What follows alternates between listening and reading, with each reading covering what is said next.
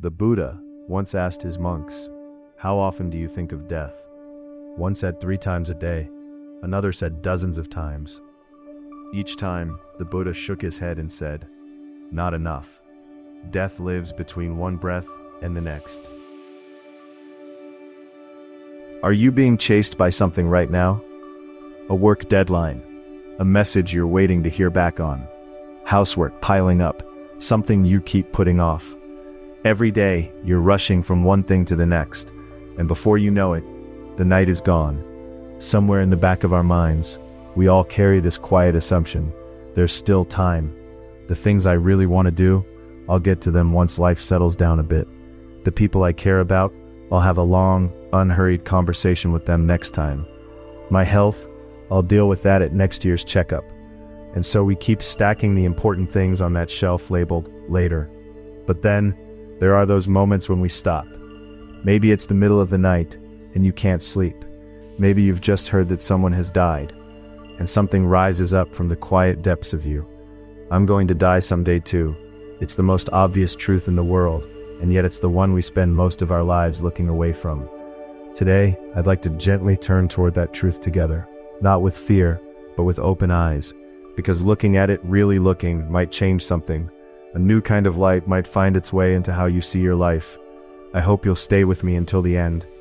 One student I knew used to say she would call her mother more often when things calmed down. She died in a car accident at 34. Her mother never got that unhurried conversation. Another man I met spent 40 years waiting for retirement to finally travel, to finally read, to finally live, and he made it only 2 years into that freedom before his body gave out. These aren't stories meant to frighten you, but to wake you up to what you already know in your bones.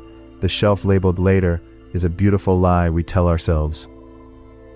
About 2,500 years ago, the Buddha was traveling through the towns and villages of India, teaching whoever would listen. One evening, he gathered his monks and asked them a quiet question. "How many times today did you think of death?" The monks exchanged uncertain glances. One of them stepped forward. "I thought of it at every meal, teacher. 3 times today." The Buddha slowly shook his head. "That is not enough." Another monk spoke up. "Then I thought of it every hour, dozens of times." Again, the Buddha shook his head. Still not enough. A silence settled over the group. No one knew what the right answer was. After a long moment, the Buddha spoke. "Death lives between one breath and the next. In the space between breathing in and breathing out, a person can die. So think of death with every single breath. Only then will you understand the weight of this one breath, right now." This teaching is known in Pali as Maranasati. Marana means death. Sati means awareness or mindfulness. It means simply mindfulness of death. It was one of the contemplative practices the Buddha returned to again and again with his students. On another occasion, he is said to have told his monks, "A person who never thinks of death walks through life with their eyes closed. A person who thinks of death walks with eyes wide open, feeling every step beneath their feet." He wasn't trying to frighten anyone. He was trying to wake them up. He wanted them to feel, truly feel, that this moment right now cannot be replaced by any other. In every breath there is death, and in every breath there is life. Perhaps that is what the Buddha most wanted us to understand. Think of death. I understand if that sounds grim, morbid even, but the Buddha's teaching of Maranasati was never meant to make us feel dark or hopeless. It was quite the opposite. When we become truly aware of death, this present moment begins to glow. That is what the Buddha was pointing toward. Here's what happens when we tell ourselves there's still time. We start treating the present moment carelessly. If we believe there will always be another chance, we stop giving our full attention to the one in front of us. "I can talk to them tomorrow" means we don't really see the person standing right here, right now. "I'll get to it someday" means today's version of ourselves moves a little slower, tries a little less. But the moment death becomes real to us, everything flips. What if this is the last time? When that thought becomes genuine, the food on your plate today tastes different. The face of the person beside you today suddenly matters more. The things you can do today, you want to do them today. That is the real meaning of Maranasati. To be mindful of death is to be mindful of life. In Buddhism, there is a word you may have heard, impermanence. It can sound like a heavy philosophical concept, but the meaning is beautifully simple. Everything changes. What exists today may not exist tomorrow. The body that feels strong today may not feel the same tomorrow. The person who is here with you today may not be there tomorrow. When this truth, not just in your mind, but in the marrow of your bones, finally lands, something in you begins to shift. Not to make us afraid, but to help us meet this moment honestly. When the Buddha said, "Think of death," I believe he was saying, I want you to live more richly. I want you to stop sleepwalking through the one life you have. So how does thinking about death actually change the way we live today? Let's sit with that together for a moment.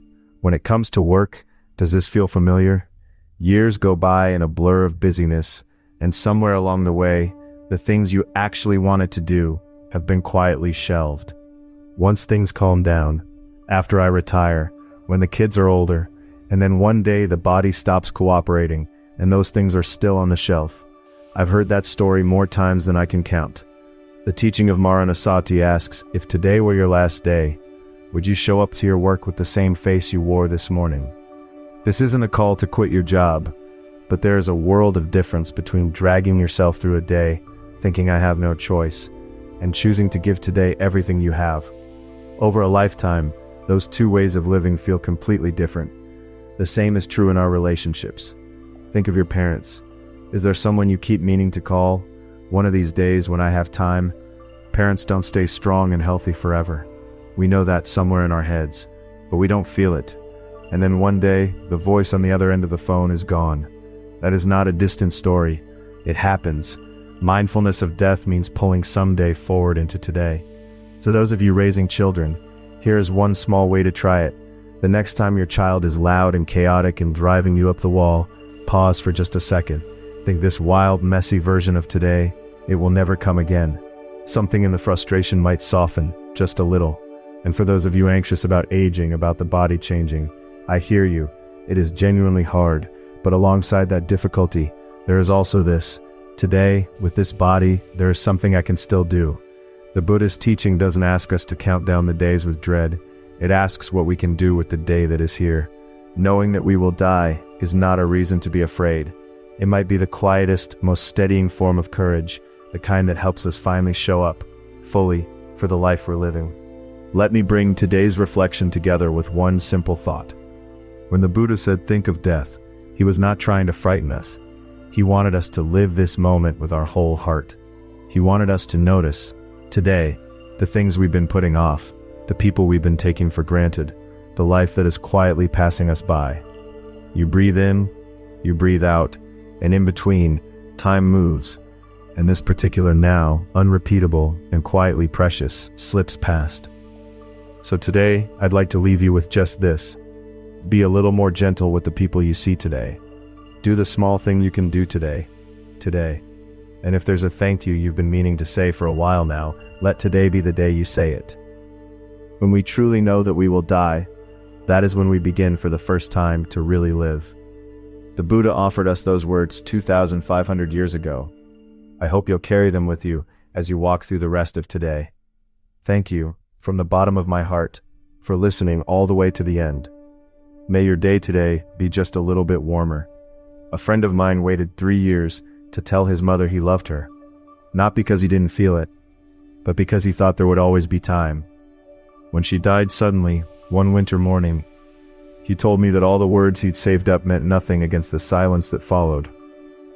He said he finally understood what the Buddha meant, that love is not something we perfect and polish for later, but something we give away now, in its imperfect and trembling form, while we still can.